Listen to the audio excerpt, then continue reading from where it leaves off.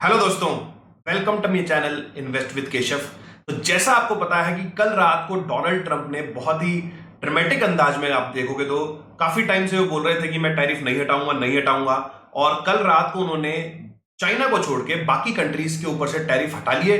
और बाकी कंट्रीज के ऊपर 3 महीने के लिए अगर आप देखोगे तो बेसिकली 10% टैरिफ लगेगा टिल जब तक नेगोशिएशन चलते हैं। और चाइना के ऊपर जो टैरिफ लगने वाला है वो है 125% का। तो अब ये जो वॉर है बेसिकली यूएस और चाइना के बीच में हो गई है। बाकी कंट्रीज को थोड़ा टाइम मिल गया है, वो किस तरीके से पैन आउट होंगी वो आने वाले टाइम में पता चलेगा। लेकिन अब डायरेक्ट अगर आप देखोगे, अब चाइना किस तरीके का रिटेलिएशन करता है, क्या वो भी अपने टैरिफ्स बढ़ा देता है, और हमारे स्टॉक मार्केट पे किस तरीके का इंपैक्ट पड़ सकता है, पर्टिकुलरली इंडियन और यूएस मार्केट के अंदर। तो यूएस मार्केट कल हमने देखा कि एक दिन के अंदर उन्होंने अपने हिस्ट्री के सबसे हाईएस्ट गेन्स कहीं ना कहीं अगर आप देखोगे तो उन्होंने निकाले हैं। अगर आप नैस्डैक की बात करता हूं तो नैस्डैक पे लगभग 12% का मूव था, और हिस्ट्री में ऐसा दो तीन बार ही हुआ है, एक बार 2001 के अंदर, एक बार 2008 के अंदर, और अभी आपसे शेयर करूंगा चार्ट के ऊपर। और थर्ड जो हमारे साथ कल हुआ तो सिंगल डे में कुछ 12% का मूव आया। सारे टेक स्टॉक्स ये न्यूज सुन के काफी ज्यादा चले हुए थे।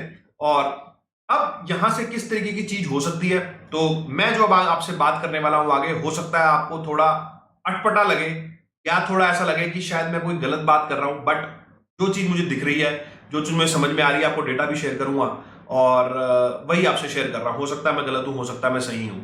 तो सबसे पहले आपसे शेयर करता हूं कि हिस्ट्री में अगर आप देखोगे तो ऐसा कब कब हुआ है कि हमारे सामने ये ट्विटर पे एक ट्वीट था, उसके बाद मैंने इसको चेक किया। तो अगर आप देखोगे तो हिस्ट्री में जो नैस्डैक के अंदर बेसिकली गेन्स आए हैं पिछले 2 बार, एक बार 14% का और एक बार 12% का। एक बार 2001 के अंदर आया था और एक बार 2012 के अंदर आया था, और एक बार ये 2001 के अंदर आया और एक बार 2008 के अंदर आया, और एक बार ये 2025 वाला तो कल का ही दिन है। तो एक बार 14% था और एक बार 11% था। इतना गेन आने के बाद भी सिंगल डे में अगर आप देखोगे तो नैस्डैक ने दोबारा अपना नया लो बनाया है।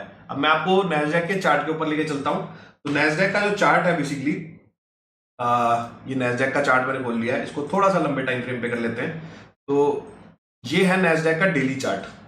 अगर आप देखोगे तो नैस्डैक ने अपना फॉलिंग 20 डे का मूविंग एवरेज कहीं ना कहीं कल टेस्ट कर लिया, और जो हमारा आरएसआई भी है, आरएसआई भी हमारा 48 का हो गया। तो हमने जैसे पिछले वाले वीडियोस में भी हम काफी सारी इस बात को बात कर रहे थे कि मार्केट बहुत ज्यादा ओवरसोल्ड है। एक छोटा सा ट्रिगर भी मार्केट को कहीं ना कहीं एक बहुत बड़ी कहीं ना कहीं चिंगारी लगा सकता है। तो कल वैसा ही हुआ कि ये ट्रिगर आया, और कहीं ना कहीं उसके बाद हम एक बार ऊपर की डायरेक्शन में बड़ी तेजी से गए हैं। और यहाँ पे हमारा आरएसआई भी जो एक ओवरसोल्ड टेरिटरी में था हमारा 24 का, वो अब थोड़ा सा मीडियम टेरिटरी में आ गया। आप देखोगे 46 49 का।